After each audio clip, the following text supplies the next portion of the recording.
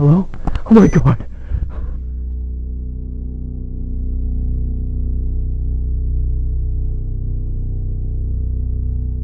இந்த வீடியோல ஒரு பையன் அவனும் அவனோட ஜிஎஃப்பும் கராஜில் வச்சிருந்த ஃபுட் பாக்ஸஸ்லாம் வந்து பார்க்கும்போது எல்லாமே ஓப்பன் ஆகி கிழிஞ்சி தரையில இருந்தது.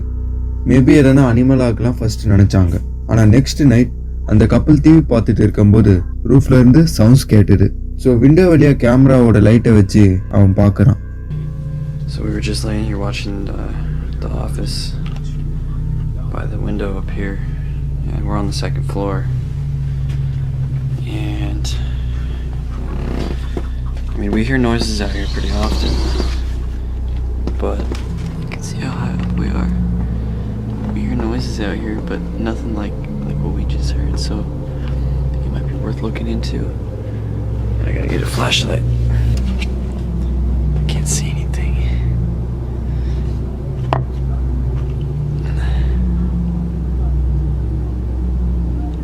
I can't really describe exactly what it sounded like, but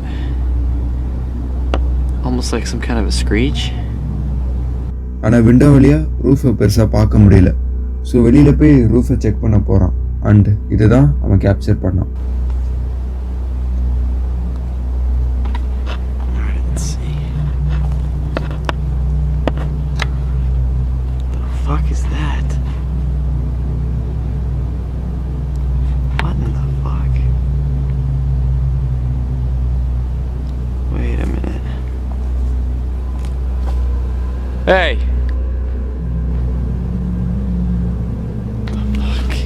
ஒரு தலை மட்டும் தெரியுது. பட் எதோட தலை சொல்ல முடியல. யாராச்சும் மாஸ்க் போட்டு இருக்காங்களா அவர் வேற எதனா இருக்கலாமா தெரியல. அவன் அகைன் உள்ள போயிட்டு விண்டோ வழியா ரூஃப்க்கு போறான். மேல இருக்கும்போது ஒரு சவுண்டுக்கா திரும்புறான். அங்க அகைன் அந்த தலை தெரியுது. பயத்துல இவன் பேலன்ஸ் கொஞ்சம் இழந்திருப்பான்.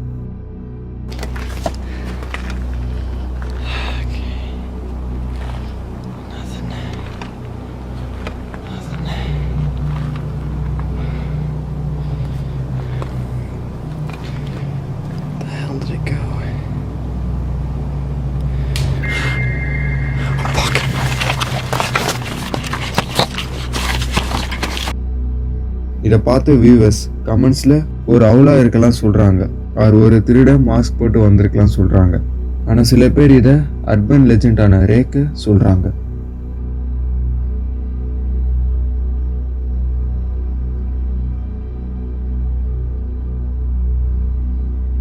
இந்த வீடியோல அகைன் ஒரு கப்பிள் அவங்க புதுசா ஒரு வீட்டுக்கு மூவ் ஆகியிருப்பாங்க.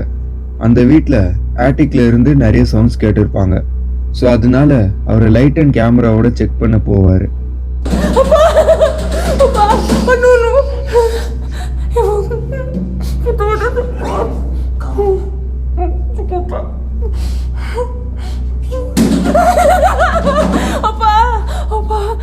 ஒரு ஃபியூ மினிட்ஸ் செக் பண்ணியிருப்பாரு. எதுவும் பார்க்காதனால அவர் கீழே வருவார். வரும்போது அவரோட ஒய்ஃப் ரெக்கார்ட் பண்ண ஃபுட்டேஜில் ஒன்றை பார்ப்பாங்க.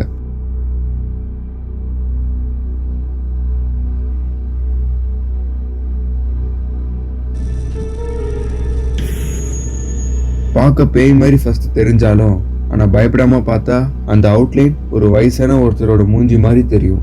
சில பேர் இதை ஒரு ஹோம்லெஸ் பர்சனா இருக்கலாம் சொல்றாங்க. பட் ஆட்டிக்கோட சைஸ் குட்டி. ஸோ அப்படி இருந்தும் அவர் மேலே செக் பண்ணும்போது கண்டிப்பா பார்த்துருக்கணும். ஸோ அப்படி பார்க்காததுனால என்னவா இருக்கும்னு தெரியல.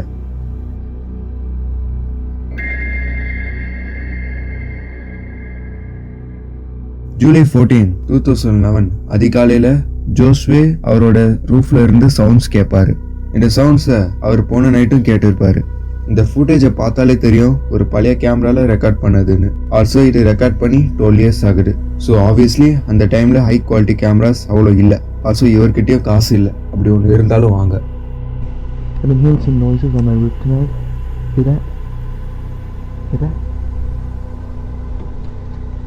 Yesterday I heard the same thing, but I didn't want to come out. The camera wasn't charged. I can hear something up there. Hear that? Hear that?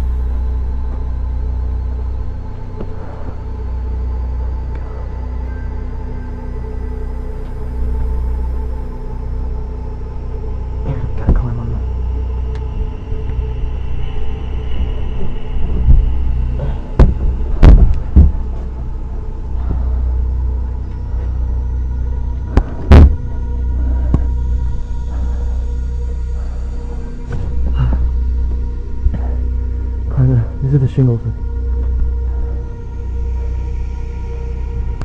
Hello? Oh my god!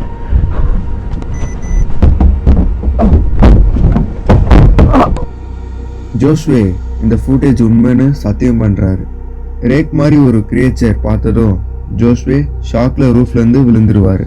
அவரோட கன் எடுத்துட்டு again ரூஃப்க்கு போனாரு. ஆனா அந்த creature அப்போ இல்ல. அந்த கிரீச்சரை பார்க்க human மாதிரி இருந்தாலும் ஆனா ஐஸ் அண்ட் ஃபேஸை பார்த்தா அப்படி சொல்ல முடியல.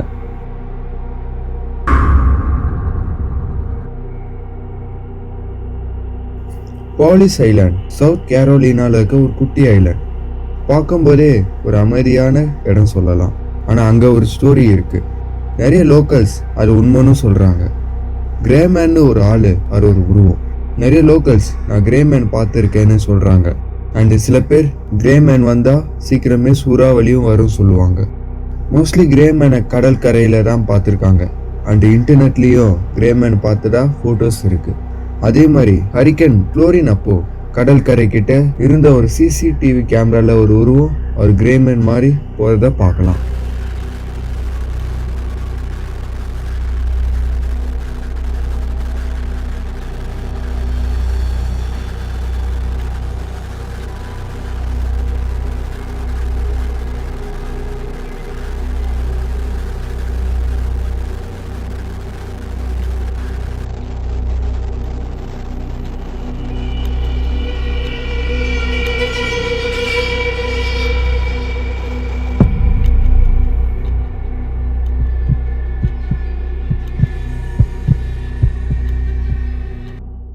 இந்த வீடியோ அகைன் ஒரு யூடியூபர் அப்லோட் பண்ணது. அவர் ஹாண்டட் பிளேஸ்னு சொல்ற ஒரு அபேண்டன்ட் ஹவுஸ்க்கு தனியா போறாரு. அது ஜப்பான்ல ஒரு ரூரல் பார்ட்ல இருக்கு. அண்ட் இருக்க இடமும் காடு மாதிரி தெரியுது.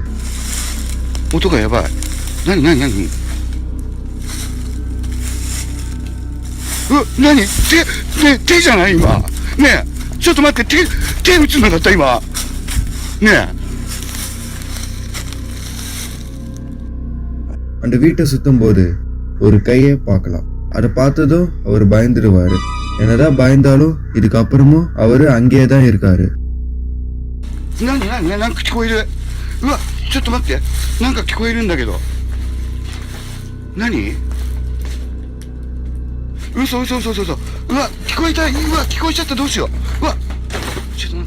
பேஸ்மெண்ட் உள்ள போனதும் இதான் அவரோட கேமரா ரெக்கார்ட் பண்ணுது.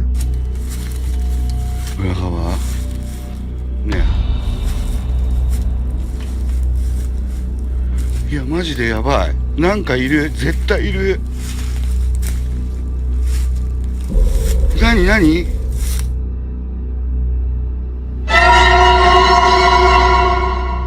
யாரோ ஒரு ஃபாலோ பண்றாங்க நல்லாவே தெரியுது. ஆனா யாருங்கிறது தான் மிஸ்டரியே.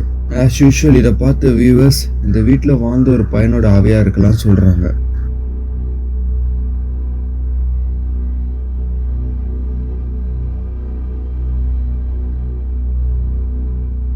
இந்த ஸ்டோரியை நீங்கள் கண்டிப்பாக அட்லீஸ்ட் ஒரு வாட்டியாச்சும் கேட்டிருப்பீங்க. அவர் காஞ்சரிங் 2 பார்த்தவங்களுக்கு இது கண்டிப்பாக தெரியும்.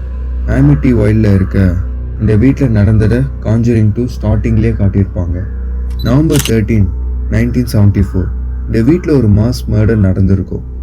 ரொனால்ட் ஜேட் ஜூனியர் நடக்கும்போது 23 இயர்ஸ் ஒரு ரைஃபிள் வச்சுட்டு அவரோட என்டையர் ஃபேமிலியும் தூங்கும்போதே சுட்டு கொண்டு இருப்பார். அதில் அவரோட பேரண்ட்ஸ் அண்ட் 4 சிப்ளிங்ஸும் வருவாங்க. 13 monthsக்கு அப்புறம் let's family 5 bedroom and 3.5 bathroom கொண்ட இந்த வீட்டை ரொம்பவே கம்மியான ப்ரைஸில் வாங்கியிருப்பாங்க. ஆனால் அவங்க 28 days கூட இங்கே இருக்க முடியல. ஏன்னா அவங்க நிறைய வியர்ட் அண்ட் விசித்திரமான திங்ஸ்லாம் நடக்கிறனால இருக்க முடியாமல் போயிருக்கும். அந்த பசங்களோட அப்பாவான ஜார்ஜ் லோட்ஸ் எல்லா நாளும் 3 மணி காலையில் எழுந்திருப்பாரு. இந்த டைமில் தான் ரொனால்டு அவரோட மர்டர்ஸை பண்ணியிருப்பாரு. அண்ட் அவங்க ஃபேமிலியே எங்கான பர்சன் மிஸ்ஸிங்கிற பொண்ணு ஒரு இமேஜினரியான ப்ரெசன்ஸ் கிட்ட பேசிட்டு இருப்பான். இதனால கேமரா இன்வெஸ்டிகேஷன் பண்ணுவாங்க. அதில் ஒரு ஃபோட்டோ தான் தனியாக தெரிஞ்சுது. இந்த ஃபோட்டோவில் இருக்கிற பையனை சுட்டு கொல்லப்பட்ட ஃபேமிலியில் இருக்க யங்கஸ்ட் மெம்பரை நினச்சாங்க. இந்த பையனும் இந்த வீட்டில் தான் சுட்டு கொல்லப்பட்டான். அண்ட் இவன்கிட்ட தான் மெஸ்ஸி கம்யூனிகேட் பண்ணுறதா கன்சிடர் பண்ணாங்க. ஆல்சோ இந்த ஆமிட்டி வைல்ட் ஹவுஸ் பற்றி இன்னொன்று சொல்லணும்னா ரான் அவரை தான் ஃபர்ஸ்ட் ஷூட் பண்ணாங்க. அண்ட் அவர் ஷூட் பண்ணக்கப்புறம் மற்ற ஃபேமிலி மெம்பர்ஸ் யாருமே தூக்கத்துலேருந்து எழுந்துக்கல. இது எதனாலையும் சொல்ல முடியல. ஆல்சோ எல்லா விக்டிம்ஸோட பாடியும் திரும்பி படுத்துட்டு இருந்தது. இது எதனாலையும் தெரியல. போலீஸும் போஸ்ட்மார்ட்டம்ல எந்த சப்ஸ்டன்ஸும் விக்டிம்ஸோட பாடியில கண்டுபிடிக்கல. அவங்க இறந்தக்கு அப்புறம் மூவ் பண்ண மாதிரியும் எந்த இண்டிகேஷன்ஸும் போஸ்ட்மார்ட்டம்ல தெரியல.